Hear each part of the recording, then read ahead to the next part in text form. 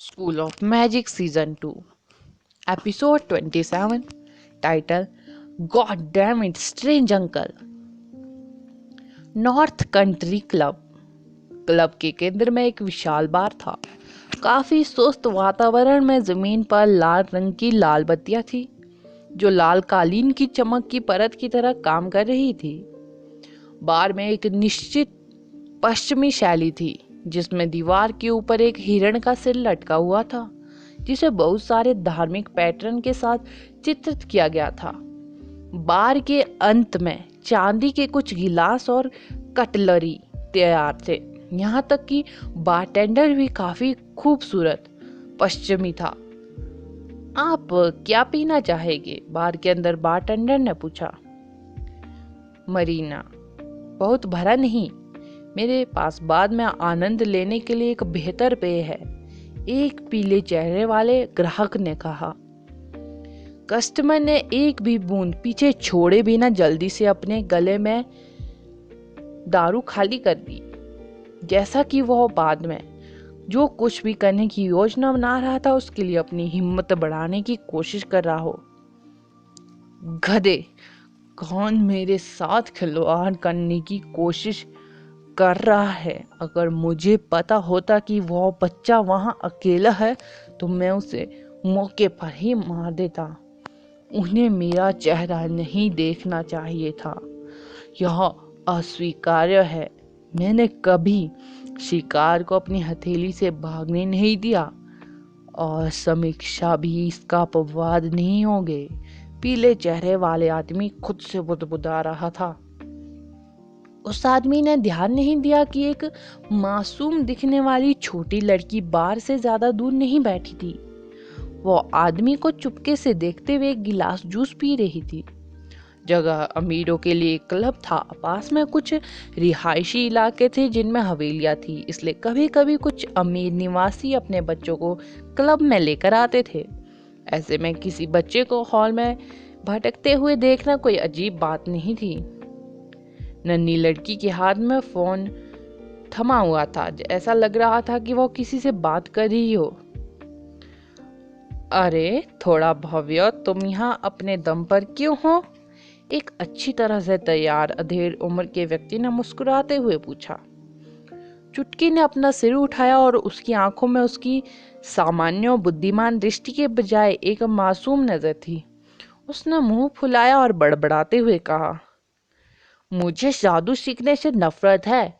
हर दिन उत्तर देने के लिए अनगिनत प्रश्न हैं। बड़े लोग यहाँ क्यों आ सकते हैं और पी सकते हैं, जबकि हम बच्चों को उन उबाऊ विषयों को सीखना पड़ता है। मैं भी पीना चाहती हूँ, लेकिन वह चिढ़ाने वाले विदेशी मुझे ऑर्डर नहीं देता। अधेड़ उम्र के व्यक्ति की हंसी फूट पड़ी, जो पहले तो चुटकी की दिलचस्प टिप्पणी का जवाब नहीं दे सका। थोड़ी देर बाद उसने उत्तर दिया, बच्चे जो बड़ों की बात नहीं सुनते वो शरारती होते हैं। इसके बारे में क्या ख्याल है? मैंने शराब के इस गिलास से शराब नहीं पी है जिसे मैंने अभी मंगवाया था। मैं तुम्हें एक घूंट लेने दूंगा और तुम समझ जाओगे कि शराब कितनी भी महंगी क्यों ना हो, उसका स्वाद कितना खराब होता है। चुटकी ने उसी भोली नजर से सिर हिलाया। अधेड़ उम्र के आदमी के चले जाने के बाद चुटकी ने बार में पीले चेहरे वाले आदमी पर नजर डाली। उसकी झुंझुलाहट के लिए लड़का उसे देखे बिना पहले ही निकल चुका था। चुटकी ने अपने दिल में शाप दिया, god damn it strange uncle, आपने मेरी योजना को बर्बाद कर दिया। वह पिशाच के चेहरे को स्पष्ट रूप से देखने का प्रबंध नहीं कर पाई। अजीब तरह से वैम्पायर के चेहरे में एक स्वचालित सेंसरिंग कार्यक्षमता थी। हर बार जब वह उसके चेहरे को देखने की कोशिश करती तो एक बादल की धुंध उसके चेहरे पर छा जाती। अगर वह स्पष्ट रूप से देख पाती तो वह आसानी से पिशाच को ट्रैक कर सकती थी।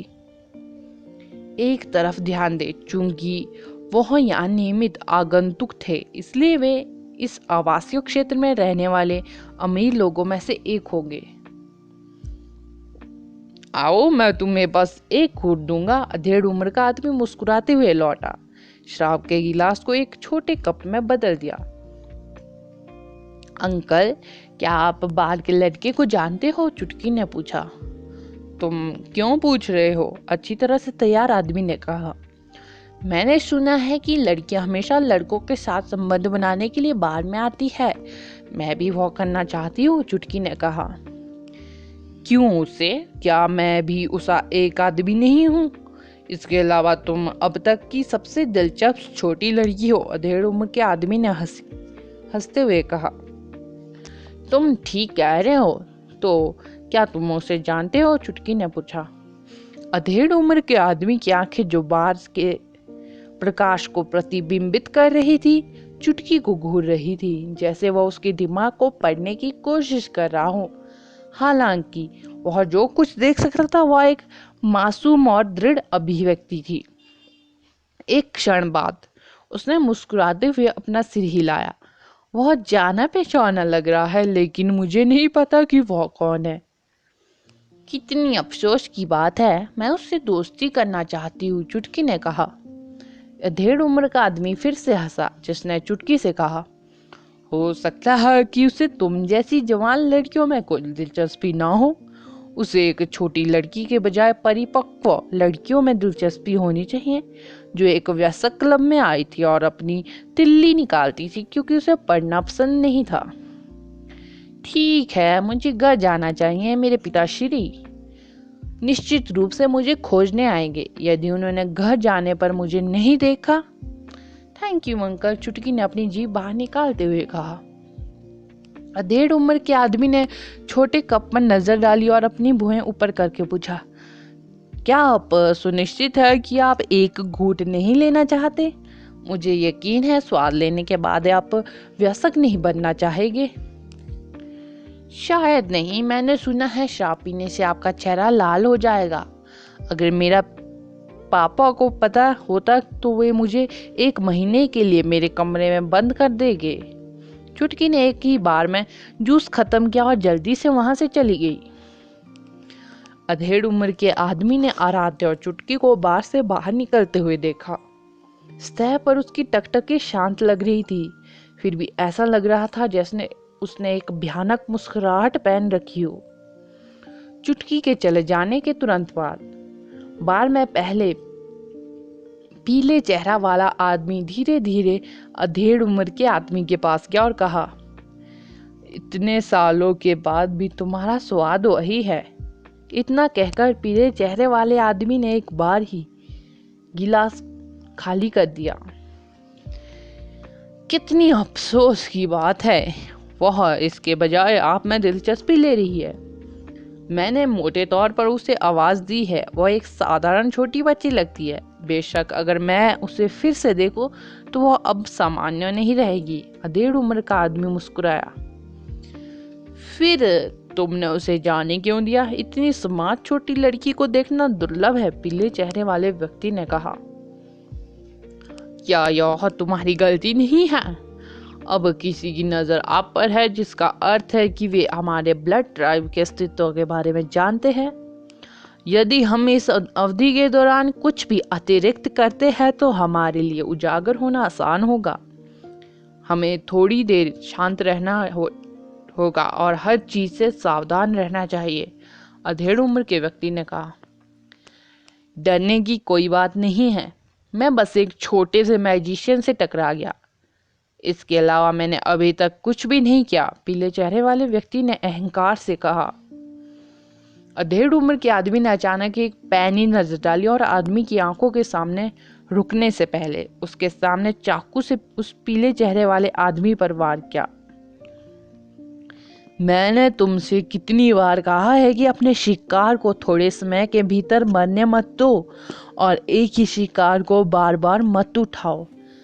आपने किसी को का शक पा लिया है, जिससे हमारी स्थिति और खराब होने वाली है। मैंने पहले ही दूसरों को शांत रहने के लिए कह दिया है और मैं अपने परिवार के और सदस्यों को खोना नहीं चाहता, मध्यम आयु वर्ग के व्यक्ति ने कहा। उसके चेहरे पर नाराजगी थी। School of magic season 2 episode 28। Title, कोई शिकार बच नहीं पाएगा। पीले चेहरे वाला आदमी थोड़ा पीछे झुक गया और जवाब दिया, मैं अगली बार सावधान रहूंगा, लेकिन जिस मैजिशियन ने मेरे शिकार को बचाया, क्या तुमने उसकी पहचान की? मुझे ऐसा कैसे करना चाहिए? आपको उसका चेहरा भी साफ नजर नहीं आया? उम्मीद है यह सिर्फ एक यादृच्छिक मैजिशियन गुजर रहा है। यदि वह वास्तव में हमें निशाना बना रहा था तो हम बड़ी मुसीबत में हैं, अधेड़ उम्र के व्यक्ति ने कहा। तो मैं अभी जाऊंगा और उसे मार डालूंगा। क्या आप पागल है? एक या दो आदमी की मौत का ढोंग करना आसान है, लेकिन अगर एक मैजिशियन मर गया तो क्या आपको सच में लगता है हंटर यूनियन को सतर्क नहीं किया जाएगा? बस अच्छे से व्यवहार करो और यहीं रहो, अधेड़ उम्र के व्यक्ति ने चेतावनी दी। आप हमेशा मेरे लिए सख्त रहे हैं। जब उसने गड़बड़ की तो आपने कुछ क्यों नहीं कहा? आपने उसे कभी डांटा नहीं, आपने कभी उसको कर्फ्यू में नहीं डाला। लेकिन उसका क्या होगा? पीले चेहरे वाले आदमी ने असंतोष से पूछा। अधेड़ उम्र का आदमी ठंड से परेशान नहीं हुआ। आप उसके जैसे स्तर कभी नहीं थे। वह एक विशाल संस्थान में है, शक्तिशाली मैजिशियनों के झुंड का सामना कर रही है, फिर भी उसने कभी किसी का ध्यान नहीं खींचा। मैं उसे कर्फ्यू में क्यों रखूंगा? पीले चेहरे वाला आदमी अप्रिय लग रहा था, लेकिन उसने आगे कुछ नहीं कहा। यह काफी है लोलन, बस वही करो जो मैंने कहा। अब छोटी बहन का शिकार मत करो, तुम उनके जाल में फंस जाओगे। यदि एक सीनियर हंटर शामिल है तो कोई भी आपको बचाने में सक्षम नहीं होगा, अधेड़ उम्र के व्यक्ति ने कहा। समझ गया। अधेड़ उम्र के व्यक्ति के चले जाने के बाद लोलन ने एक बार में शराब पीना जारी रखा। उसका चेहरा हमेशा पीला सफेद बना रहा। उन्होंने देर रात क्लब छोड़ दिया और एक उदास पहाड़ी पर एक पार्क में एक शानदार नीली स्पोर्ट्स कार चलाई। पार्क रिहायशी इलाके के उत्तर की ओर कुछ ही दूरी पर था। कोई भी शहर का निरीक्षण करने के लिए पहाड़ की चोटी पर गाड़ी चला सकता है और सड़क के किनारे पार्क कर सकता है, जो अभी भी रात में एक सुंदर दृश्य प्रस्तुत करता है। रोशनी से लाल और पेड़ों से हरे रंग के साथ यह समृद्धि का फलता फूलता दृश्य था। लोलन कार में बैठा धैर्यपूर्वक प्रतीक्षा कर रहा था। उसके पीछे के शीशे को ठीक किया और जल्दी से अपने बाल संवार लिए। यह स्पष्ट था कि वह अपने सुंदर रूप को लेकर बहुत सचेत था। कई बार वह बिना किसी मैजिक पर भरोसा किए आसानी से लड़कियों के साथ संबंध बना लेता था, और आज रात के खाने के मामले में भी कुछ ऐसा ही था। थोड़ी देर बाद एक सफेद BMW धीरे धीरे पार्किंग में घुसी। रात के सुदूर पार्क पूरी तरह से सुनसान था, केवल कुछ ही कारें गुजर रही थी। सफेद कार नीली स्पोर्ट्स कार के बगल में रुकी और मेकअप और ऊंची एड़ी के जूते में एक महिला बाहर निकली। महिला बल्कि परिपक्व थी। रेशम से बनी लाल पोशाक उसके बड़े स्तनों के सामने से गुजरती हुई उसके पीले गले के चेहरे चारों ओर एक रिबन गांठ में समाप्त होने से पहले उसके कंधों और उसकी पीठ के एक बड़े हिस्से को उजागर करती थी। वह इतनी खूबसूरत थी कि कोई भी उसके गले के पीछे बंधे रिबन को खोलने का इंतजार नहीं कर सकता था। लोलन ने महिला की तरफ देखा।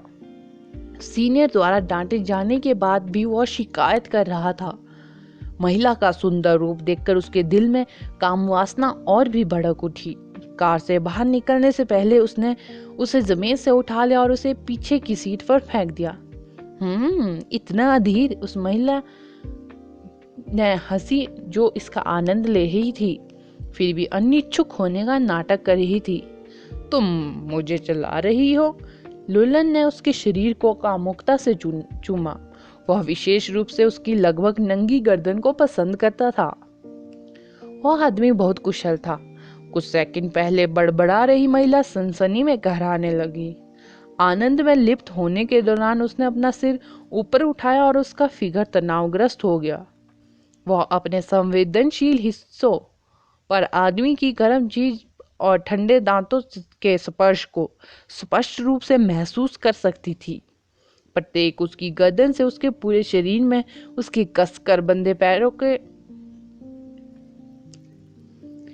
एकदम सही समय पर उसकी गर्दन से हल्का सा चुभने वाला दर्द आया, जिससे वह हल्के से मुड़ने लगी। हालांकि महिला को ऐसा नहीं लग रहा था कि वह दर्द में है, बल्कि आनंद में है। उसका मुंह धीरे धीरे खुला और प्रसन्न स्वर बोला। लोलन का गला हिल रहा था, जैसे उसके पेट में कुछ उड़ेल रहा हो। एक क्षण बाद उसने धीरे धीरे अपना ध्यान अन्य भागों में स्थानांतरित कर दिया। महिला स्पष्ट रूप से एक पीला चेहरा पहने हुई थी, फिर भी वह जो आवाज निकाल रही थी वह एक छोटी बिल्ली की याचना जैसी थी। लोलन के चेहरे पर एक चंचल मुस्कुराहट थी। उसके चेहरे पर गहरा स्नेह था, फिर भी उसके विचार कहीं और थे। स्वाद जुड़वा बच्चों जितना शानदार नहीं था। यह एरगुएटो और प्रीमियम माताओं के बीच का अंतर था। अच्छे लोगों का स्वाद चखने के बाद वह दूसरे लोगों के खून में दिलचस्पी लेने लगा। वह अमीरों के बीच एक अकेली महिला को एक इशारे से आसानी से ढूंढ सकता था। उसके जैसी महिला को आमतौर पर एक आत्मभोगी अतीत था, जिसने उनकी शुद्धता और स्वभाव को प्रभावित किया और उनके रक्त की गुणवत्ता को भी प्रभावित किया। उनके ब्लड ट्राइब के अपरिपक्व बच्चे ही सोचेंगे कि ये महिलाएं आकर्षक थी, लेकिन मैं समीक्षा को फिर से बाहर आने के लिए कैसे भड़का सकता हूँ? लोलन खुद में बुदबुदाया। उसने बेतरतीब ढंग से अपनी मुद्रा बदल ली, जैसे कि वह केवल अपनी इच्छा को हवा दे रहा हो। महिला के अंतहीन कराने ने उसके शांत और एकत्रित तरीके के विपरीत काम किया।